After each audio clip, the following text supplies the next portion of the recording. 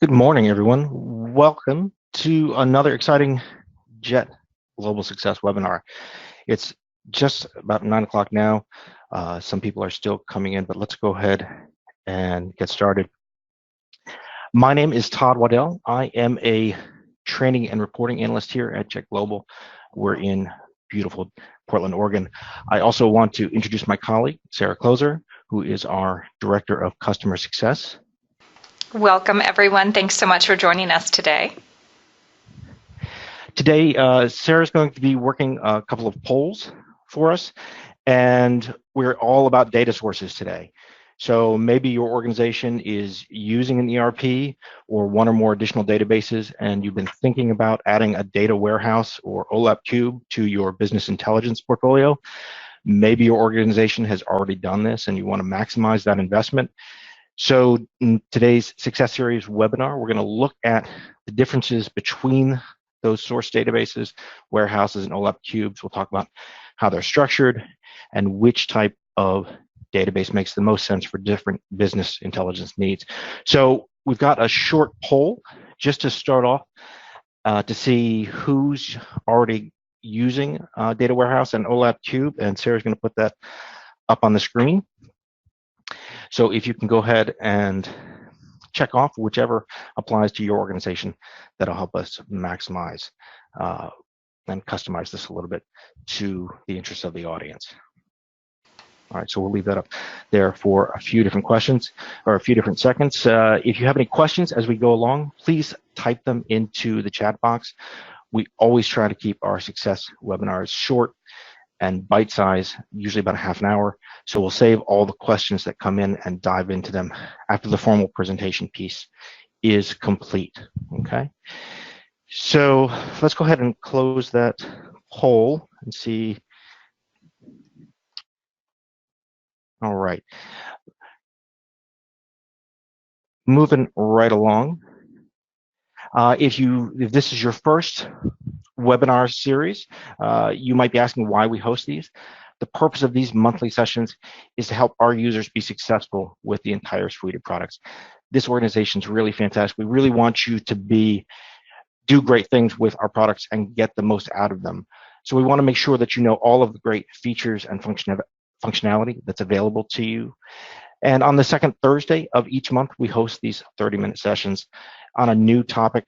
We try to keep them short as possible. We know you're all busy, but we want to demonstrate how JET can save you time, how we can help you do your job better, and just help you stay informed with what JET has to offer. So now that you've registered for this session, you should be able to see all upcoming sessions for this year on your calendar from when you accepted the invite. If not, you can always make the session for today a recurring event. It's the second Thursday of every month, and we'll be using the same webinar link for each session. Right? Looking ahead, the next couple of months, in July, our regular presenter, Brian Robinson, is going to walk through the new Word integration that came out in JET version 20 that released at the end of April. So we're going to talk about how we can take the data that we pull into Excel with the JET report add-in and move that into Word, again, increasing efficiency and saving messy copy and paste jobs. So we'll walk through all of the features and some real-world examples how to use it. And then in August, Brian's going to be back and talking about best practices for faster reports. We all know that JET can save you time, but our users still want to optimize the performance of JET and make sure they're using it efficiently. So we'll take a look at some best practices for building efficient reports and getting the most out of the JET Excel add-in. Next, a quick word from our marketing team. JET Global is an insight software company, and we're committed to giving you total data access and control through a complete suite of integrated products so you can make decisions at the speed of business without the need for bottleneck technical resources or data expertise. All right, so with all of that as background and introduction, let's dive into today's agenda. We're going to talk about the difference between JET Analytics and JET Reports. There's a little bit of confusion out there, and when we get questions from customers about how to use our products. Sometimes they say they have a question about Jet Analytics when what they really mean is Jet Reports, and sometimes vice versa. So we'll talk about the differences of those two. Next, we're going to introduce this new structure of an OLAP cube. It's a new type of database. Many people aren't as familiar with it as they are with the old relational data structures. So we'll talk about what that looks like. Then we'll dive into a reporting source comparison. We'll talk about source data, data warehouses, and cubes. We'll break down the structures of each, what each is good at, and which source works best for which different reporting needs. And then finally, we'll have a quiz. We'll dive into 4 or 5 different business cases and talk about which source might be the best option in each case to get the most out of your data. All right. So let's take a look at quickly what is the difference between Jet Analytics and Jet Reports. Jet Analytics is actually a suite of products. It includes the Jet Data Manager, the Jet Dashboard Builder, and the Jet Reports Excel add-in. There are some other components to it, but those are the main ones. The Jet Data Manager is the back-end data manager. It's the piece that translates and builds data warehouses and cubes from your source data and ERPs. The Jet Dashboard Builder is the software that you'll use to build dashboards if you don't want to do that in Excel or Power BI or some other source. And then Jet Reports is for building those reports in Excel. It's that combination of front-end and back-end tools that come together to make Jet Analytics. The Jet Reports piece is what we typically call the Jet Excel add-in. There are some other components to the Jet Excel add-in, such as the Jet Hub, the Jet Administration Console, and the Jet Service tier, but it's more of that frontline Excel integrated piece. All right, so let's talk about the databases that we introduce when we're looking at an analytics project. First, we have our relational databases. Both source databases and data warehouses are relational database models. You can think of each table in a relational database as kind of like an Excel spreadsheet. If I can go to column B, row 12, I'm going to find a specific value there. We have kind of an XY component system with our relational database. Many of the tables are related to each other. Obviously, that's how we got the name, and that's how we store our data. Now, when we talk about analytics and we add in the Jet Data Manager, then we add in a new type of database, an OLAP database, which is often referred to as a cube. These are multi-dimensional data structures. What does that mean? It means that to go to this column and this row, I define this one value, it doesn't mean that. It's more a question of looking at an X and a Y and a Z axis, and how do these measures and dimensions interact with each other. The other thing that's interesting about an OLAP database and cube is that everything is aggregated and pre-calculated. OLAP cubes are great for summarized data because all of those calculations and aggregation, the summing, can be done on the back end, pre-calculated, and we'll explore that aspect of OLAP cubes as we go forward. I talked a minute ago about a couple of terms, dimension and measure. Let's break those down and define what we're talking about. In the simplest terms, a measure is a numeric value and a dimension is a non-numeric value. So measures are things like sales, cost, quantity. Dimensions are descriptors that can be applied to our numbers and values. So if we start thinking about the interrelationships of measures and dimensions, we can use an example like this. Think of these blue cubes as actuals. We can think of these as the numeric values in our data. And then we have dimensions such as 2016 and the specific account and the department, the sales department. So if I look at this, I can highlight 2016 and I can highlight account 44100, and I can look at the intersection of that, and I'm left with this one single cube that is pre-calculated. In some ways, a cube is kind of like a vending machine. It's kind of like a vending machine with an arm that lets me choose candy anywhere in the machine.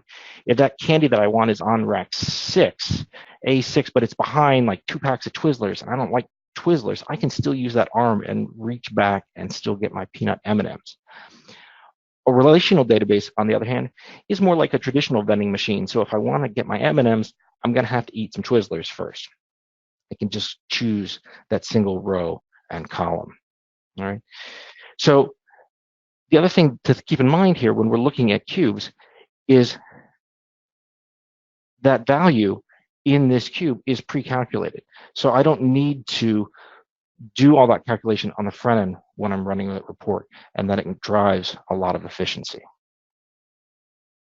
All right, let's take a look at our reporting sources. When we do an analytics installation, we have 3 different reporting sources, and we can kind of think of this as a pyramid. On the bottom, we have our source data. It's big and it's broad and it contains everything. And then we have an intermediate layer between our source data and our cube. That's our data warehouse. That's another relational database. It's just smaller. Then we take the information from our data warehouse and we can build out our cubes. So let's talk about each one of those levels and look at some of the pros and cons for each. The first one here at the big bottom of our pyramid is our source. This is often a large enterprise general purpose database, and it can be built with hundreds and perhaps even more than 1,000 tables. These large numbers of tables define a lot of relationships that are already mapped, so companies can use whichever tables and fields they choose, because it's incredibly difficult to add tables to a relational database once we start adding data into the system. So we're building out structures, understanding that most organizations will only use some portion of the table and fields in that large database. As a result, it can be hard to handle that complexity. It can be hard to track the field names or understand how data in one table is related to data in other tables. And not only are there a large number of tables, but the naming conventions around table and field names can be difficult, and at times it's inconsistent. From a certain perspective, we can say that relational database systems are more efficient at storing data than they are at facilitating the retrieval of data. When we split records up across multiple tables, it saves space and it allows for a great deal of flexibility. However, the majority of reports that we write from source are going to need to compile data from multiple tables across our database, and that process is going to slow our reporting. In addition, if I'm reporting from multiple companies, that information is typically stored in a whole another set of tables, which might double the number of tables that I need to access. Are there any good things about relational databases? Yes, absolutely. As I mentioned, relational databases take a lot less space to store data, which is awesome because our source database contains all of our data. And all of that data in our source database is available in real time. So I can run a report on any metric for which I have data, and I only have to wait as long as it takes for the report to run. So in an environment when I have access to source database, a data warehouse, and an OLAP cube, when should I report from source? I have to report from the source database if I want real-time access to my data. Okay, so this might include month-end sales reports or finance reports that I have to make some adjustments to the data, and I need to see those results in real time. It also makes sense to use source data if I'm using non-complex reports with a limited number of tables and fields and a limited amount of complexity. Because related to what we said before, ERPs are optimized for input and storage at the expense and ease and speed of output. Right. I can also use my source data if I'm accessing only a certain part of my data only occasionally. It doesn't make sense for me to copy every field from my source database to my data warehouse and cube because it takes time and space to move and compile that data. All right, so that's the source database. Let's take a look at reporting from the data warehouse. The data warehouse is still a relational database, but it's designed for reporting, and it's structured for report writing optimization. The data warehouse allows us to pull together related fields from multiple tables into one table. For example, our sales data in source might reside in 8 or more tables. In the warehouse, we can consolidate part of that information into a single table. And because we're building our data warehouse, we get to name our tables and fields whatever we want. So we gain some ease of use for our end users. In addition, the smaller, more compact database enables faster reporting. Though it's also true that since we're not moving all of our data into the warehouse, there are going to be some data elements that aren't available in the warehouse, and we'll need to reference our source database if we want to pick up those pieces. And finally, in our data warehouse, our data isn't available in real time. So typically, we'll do all our warehouse consolidation at the end of the day because the data isn't available while it's being consolidated. So that's the structure of our data warehouse. When do we want to report from it? With the data warehouse, really, it's that data access limitation that's one of the main factors in deciding when to use it. If we're okay with not having live data, if we're okay with maybe a one-day delay, then the warehouse is an excellent source because it's got rich, detailed, consolidated data, and it allows faster reporting. Because the data warehouse for most of our standard reporting contains the same level of detail as our source data, really often the decision factor between the data warehouse and source data comes down to, do I need it to be live or do I not need it to be live? The last source we want to look at is our OLAP data source. And from this point on, we're just going to call it our cube. It's just easier. All right, so our cube is compiled from data in our data warehouse. And the data in our cube is pre-calculated and totaled, so we can build and incorporate complex logic calculations in the measures in the cube. As with the data warehouse, we can decide how we want to name things, so we have some clarity and ease of use for our table and field names. Everything in the cube performs faster since the data is stored and it's pre-calculated.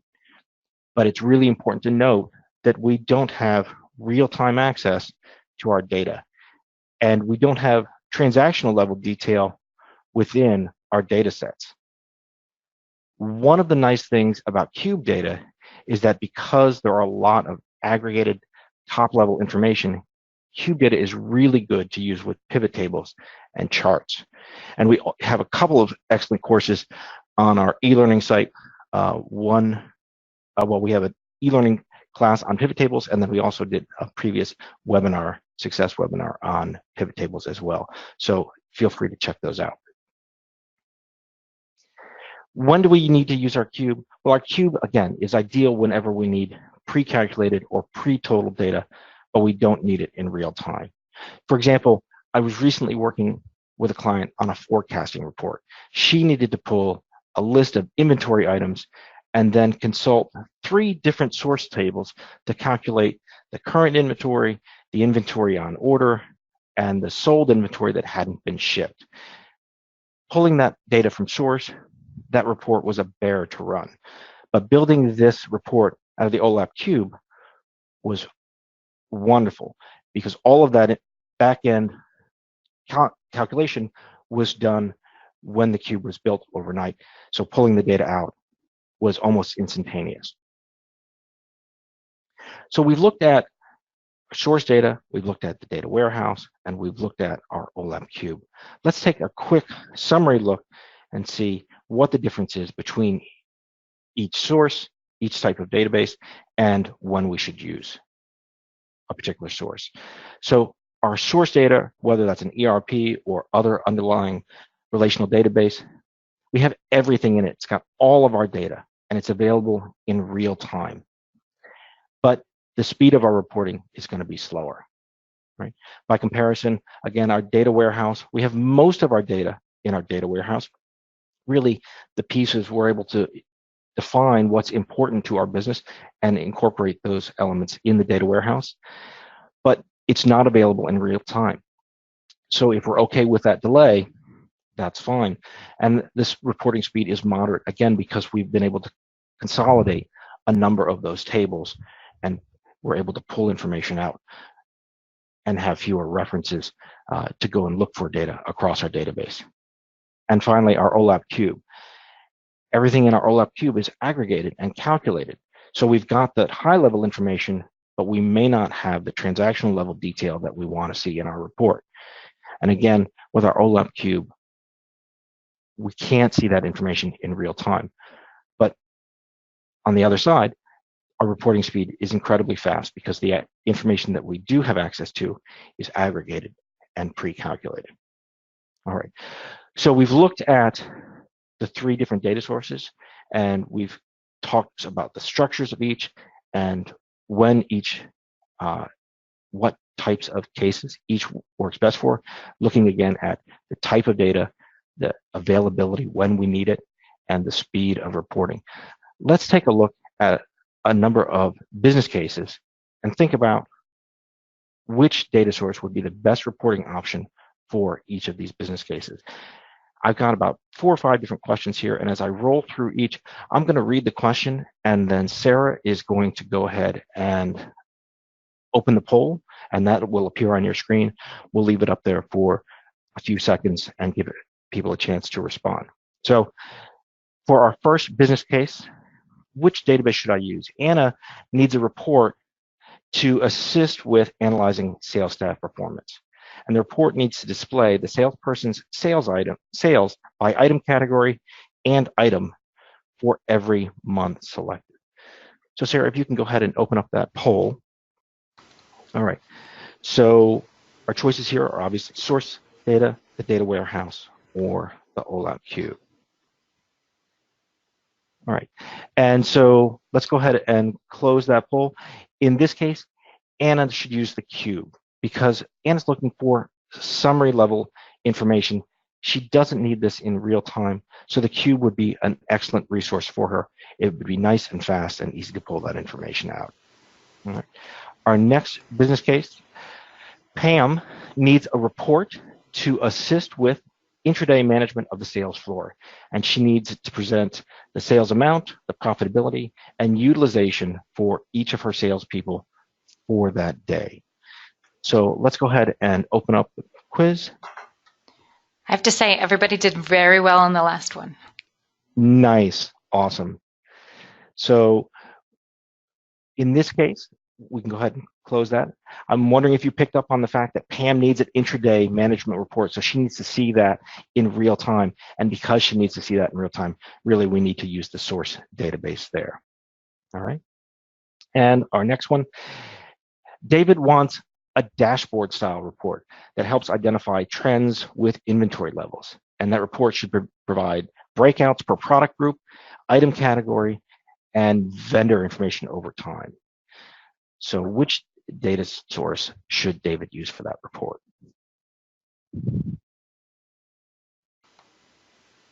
Okay, I love all the participation. Right. I know, it's awesome.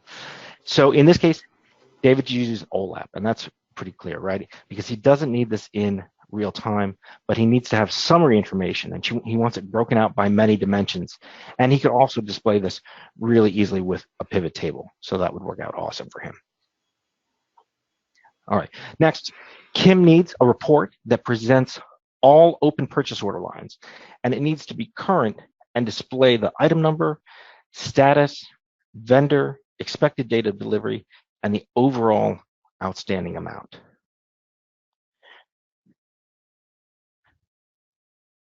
All right, so Kim, for her open purchase order report, did you pick up on the fact that she needs it to be current?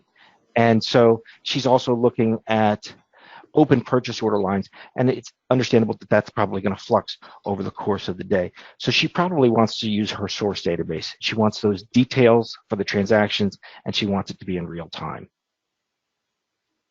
All right, one last one. Steve has requested a costing report that shows the estimate cost, the true cost, and the cost variance for every item over time. An item should be grouped by location and then by their item category. All right, so this is the last one. This one is maybe a little bit trickier because honestly, Steve could use any of these options for this request. He was fairly generic with what he needs, but we could use the data warehouse or OLAP sources. And if costs and variances are already set up by measures, the OLAP data source would be awesome for him because he could easily slice and dice by dimensions. If they aren't set up, then the data warehouse would work too. And both the data warehouse and cubes would be faster than source. And I like this example because it brings me back to one really important point. Your analytics installation and your OLAP cube should absolutely evolve over time. Your business needs change, the way that you measure and talk about your businesses change over time. So what measures you report out of your cube and what measures you build into the pre-calculation in your cube should absolutely evolve over time. It's an ongoing conversation with your business intelligence analyst in terms of what functionality you want to have in your data warehousing cube. And that provides, I think, another level of flexibility over and above source database because you're able to change those data structures over time and get really focused in on the functionality that you need out of your data warehouse and your cube. And that is a good, I think, place to wrap up today's presentation. I really love this topic because I've talked to a number of analytics customers who are just getting started on their installation, and I think the business cases that we talked about today really highlight the fact that your data warehouse and your cube are structured to meet your specific organization's needs. So if you're thinking about an analytics installation, I hope this has helped clarify what an analytics installation can give you. And if you already have an analytics installation, I hope this has helped get you thinking about some different ways that you can use that resource to improve your business intelligence. That ends the formal part of our presentation. I see we've got some questions here. So let's dive in and see what we've got. They were mostly just comments. Just a couple. So, yeah. Yeah, just a couple. Okay, awesome. So if you have any questions, you're welcome to reach out to us here at Jet Global. There's an email address on the screen, and our services email is jetservices@jetglobal.com. Thank you all for joining us today. We look forward to talking to you on the second Thursday of July for that Jet Word integration walkthrough. Cheers.